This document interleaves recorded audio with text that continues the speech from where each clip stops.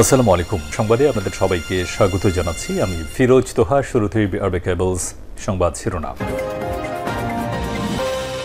বাংলাদেশের সর্বশেষ গুরুত্বপূর্ণ আপডেট সংবাদে আপনাকে স্বাগত। শুরুতেই সংবাদ শিরোনাম, পরে বিস্তারিত। শুরুতেই জানাবো, জাতিসংঘ মহাসচিবের সঙ্গে সেনাপ্রধানের সাক্ষাৎ।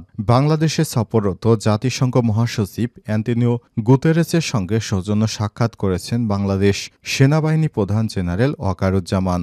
আজ বাংলাদেশ সেনাবাহিনীর ভেরিফাইড ফেসবুক পেজে তথ্য জানানো হয়েছে। এরপর জানাব, গণপরিষদের মাধ্যমে সংবিধান সংস্কার করতে হবে বললেন নাহিদ ইসলাম।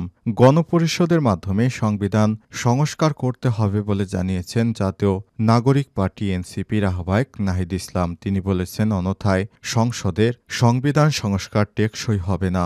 বাংলাদেশের ইতিহাস থেকেও এটি দেখতে পাই।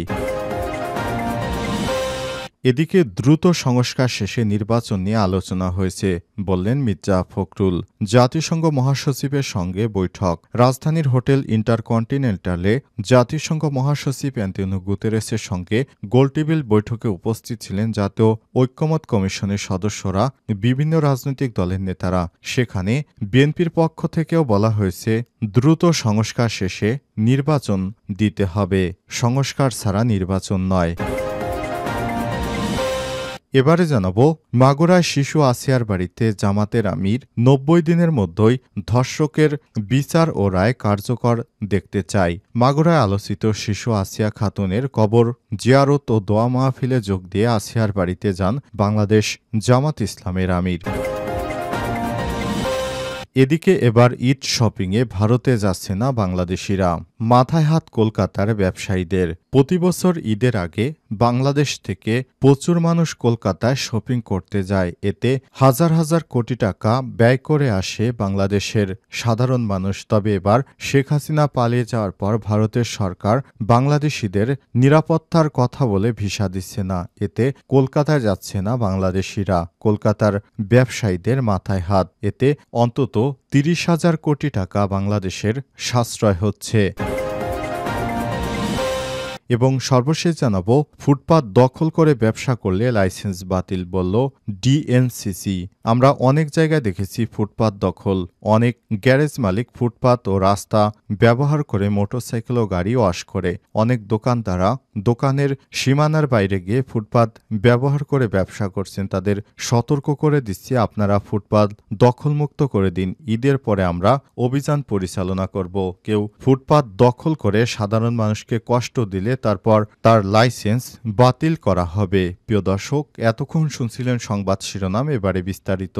তবে তার আগে বন্ধুরা, অনুরোধ থাকবে সংবাদটিতে একটি লাইক দিন। এই চ্যানেলে আপনি নতুন হয়ে থাকলে আমাদের সংবাদটি দেখতে দেখতে চ্যানেলটি সাবস্ক্রাইব করে রাখুন, যাতে করে বন্ধুরা আমাদের পরবর্তী লেটেস্ট আপডেট সংবাদগুলো সবার আগে আপনার কাছে পৌঁছে যায়। কমেন্ট করে আপনার মূল্যবান মতামত জানিয়ে দিন আপনি বিশ্বের কোন দেশ থেকে বা বাংলাদেশের কোন স্থান থেকে আমাদের সংবাদটি দেখছেন এবং শুনছেন। এবারে বিস্তারিত। জাতিসংঘের মহাসচিবের সঙ্গে সেনাপ্রধানের সাক্ষাৎ। সফররত জাতিসংঘের মহাসচিব অ্যান্টনিও গুতেরেসের সঙ্গে সৌজন্য সাক্ষাৎ করেছেন সেনাবাহিনী প্রধান জেনারেল ওয়াকারুজ্জামান। আজ বাংলাদেশ সেনাবাহিনীর ভেরিফাইড ফেসবুক পেজে তথ্য জানানো হয়েছে। সৌহার্দ্যপূর্ণ এই বৈঠকে পারস্পরিক কুশল বিনিময়ের পাশাপাশি জাতিসংঘের মহাসচিব জাতিসংঘ শান্তিরক্ষা মিশনে বাংলাদেশের সশস্ত্র বাহিনীর পেশাদারিত্ব ও দক্ষতার প্রশংসা করেছেন এবং শান্তিরক্ষীদের গুরুত্বপূর্ণ অবদানের জন্য আন্তরিক কৃতজ্ঞতা প্রকাশ করেছেন। আজ জাতিসংঘ মহাসচিব বাংলাদেশকে সর্বাত্মক সহযোগিতার প্রতিশ্রুতি দিয়েছেন। আবারও তিনি সেনাবাহিনীকে বাংলাদেশকে স্থিতিশীল পরিস্থিতির জন্য সেনাবাহিনীর যে বেসরকারি প্রশাসনকে সহায়তা করছে এর জন্য সেনাবাহিনী প্রধানকে জাতিসংঘের মহাসচিব আন্তরিক ধন্যবাদ জানিয়েছেন। তিনি বলেছেন, দেশকে অরাজক পরিস্থিতি থেকে উদ্ধার করে সেনাবাহিনী গুরুত্বপূর্ণ ভূমিকা পালন করেছে। সেনাবাহিনী প্রধান যে দায়িত্বপূর্ণ কাজ করেছে তার জন্য তিনি প্রশংসার দাবিদার। জাতিসংঘের মহাসচিব বলেছেন, আমরা রোহিঙ্গাদের খাদ্য নিরাপত্তার বিষয়ে অন্তর্বর্তীকালীন সরকারের প্রধান উপদেষ্টাকে আমরা প্রতিশ্রুতি দিয়েছি। আমরা বাংলাদেশে রোহিঙ্গাদের আশ্রয় দেয়া এবং তাদের খাদ্য নিরাপত্তার বিষয়ে বিশ্বকে আহ্বান জানাবো, তারা যেন বাংলাদেশকে সর্বাত্মক সহযোগিতা করে। সাক্ষাৎকালে সেনাবাহিনী প্রধান জাতিসংঘ মহাসচিবকেও বাংলাদেশে সফরের জন্য ধন্যবাদ জানিয়েছেন। তার সফর বাংলাদেশের ইতিহাসে একটি ইতিহাস হয়ে থাকবে। গণপরিষদের মাধ্যমে সংবিধান সংস্কার হবে বললেন নাহিদ ইসলাম। গণপরিষদের মাধ্যমে সংবিধান সংস্কার করতে হবে বলে জানিয়েছেন জাতীয় নাগরিক পার্টি এনসিপির আহ্বায়ক নাহিদ ইসলাম। তিনি বলেছেন, অন্যথায় বাংলাদেশের সংবিধান সংস্কার টেকসই হবে না। বাংলাদেশের ইতিহাস থেকে এটি দেখতে পাচ্ছি। শনিবার 15 মার্চ দুপুরে ঐক্যমত কমিশন ও রাজনৈতিক নেতাদের সঙ্গে জাতিসংঘ মহাসচিব অ্যান্টোনিও গুতেরেসের বৈঠক শেষে সাংবাদিকদের এই কথা বলেছেন তিনি। বৈঠকের বিষয়ে নাহিদ ইসলাম বলেছেন, 5 আগস্ট পরবর্তী বাংলাদেশের গণতন্ত্র যে একটি সংস্কার প্রক্রিয়ার মধ্য দিয়ে যাচ্ছে সেটাই বৈঠকে তুলে ধরা হয়েছে। সংস্কার কমিশনের প্রধানেরা তাদের নিজ নিজ সংস্কার প্রতিবেদন সারসংক্ষেপ পরিকল্পনা তুলে ধরেছিল। রাজনৈতিক দলের প্রতিনিধিরা সংস্কার বিষয়ে তাদের দলীয় অবস্থান তুলে ধরেছেন। এ সময় তিনি বলেছেন, জাতীয় নাগরিক পার্টি মনে করে জনগণের কাছে বর্তমান সরকারের অন্যতম প্রতিশ্রুতি হল বিচার ও সংস্কার। মৌলিক সংস্কারের ভিত্তি এই সরকারের সময়ে তৈরি হয়ে করতে হবে। পাশাপাশি জনগণের কাছে সংস্কারের যে প্রতিশ্রুতি, সংস্কারের বিষয় সরকার যে প্রতিশ্রুতি দিয়েছে সে বিষয়টিও তুলে ধরেছেন নাহিদ ইসলাম। সংস্কার বিষয়ে এনসিপির অবস্থান তুলে ধরে নাহিদ ইসলাম বলেছেন, আমরা মনে করি গণ অভ্যুত্থান পরবর্তী যে পরিপ্রেক্ষিতে সরকার গঠিত হয়েছে, সংস্কার এবং বিচার মৌলিক সংস্কারের ভিত্তিতে এই সরকারকেই সময় করতে হবে। জুলাই সনদের সইয়ের মাধ্যমে সব রাজনৈতিক দলকে এ বিষয়ে ঐক্যমত পোষণ করতে হবে। দ্রুত সংস্কার শেষে নির্বাচন নিয়ে আলোচনা হয়েছে বললেন মির্জা ফখরুল ইসলাম।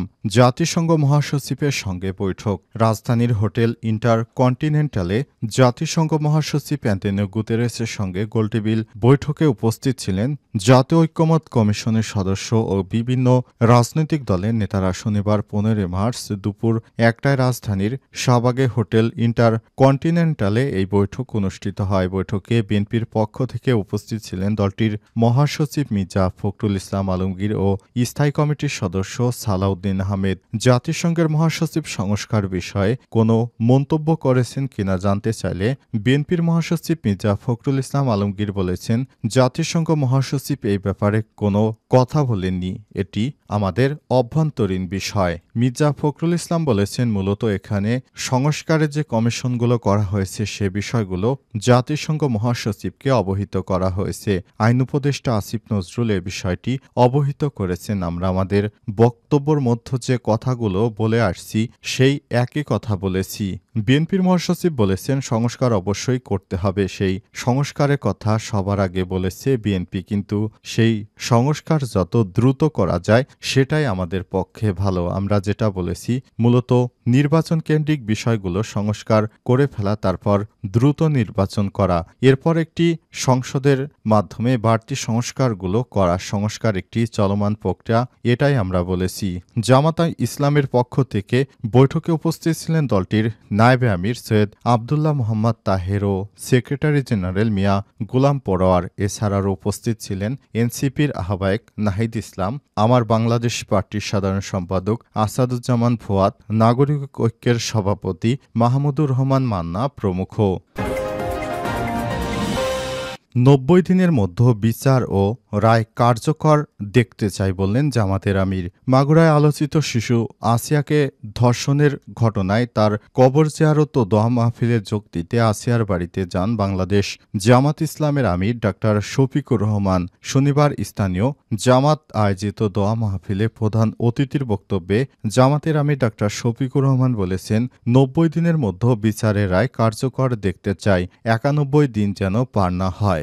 জেলা আমির অধ্যাপক এবিএম বাকেরের সভাপতিত্বে অনুষ্ঠানে বিশেষ অতিথি হিসেবে উপস্থিত ছিলেন বাংলাদেশ জামাত ইসলামের আমির ডাক্তার সৈয়দ আবদুল্লাহ মোহাম্মদ তাহির, কেন্দ্রীয় নির্বাহী পরিষদ সদস্য যশোর কুষ্টিয়া অঞ্চলের পরিচালক মোহাম্মদ মোবারক হুসাইন, জেলা শ্রমিক ফেডারেশনের সভাপতি মোহাম্মদ ইব্রাহিম বিশ্বাসের সঞ্চালনায় বক্তব্য রাখেন জেলা জামাতের সাবেক আমির ও যশোর কুষ্টিয়া অঞ্চলের সহকারী পরিচালক আব্দুল মতিন, জেলা সেক্রেটারি অধ্যাপক সাইদ আহমেদ বাচ্চু, শ্রমিক নেতা অধ্যাপক মশিউর রহমান, জেলা জামাত অমুসলিম নেতা উত্তম কুমার বিশ্বাস প্রমুখ। প্রমুখ। এ সময় বাংলাদেশ জামাত ইসলামের আমির আরও বলেছেন, দেশে যে হারে অনাকাঙ্ক্ষিত ঘটনা ঘটছে প্রত্যেকটিকে বিচারের আওতায় নিয়ে আসতে হবে। বিচারহীনতার সংস্কৃতি বাংলাদেশে চালু হয়েছে আরও ১৭ বছর আগ থেকে। এই বিচারহীনতার কারণেই অপরাধীরা বিভিন্ন অপরাধ করতে সাহস পায়। যদি বিচার করা হয় তাহলে কেউ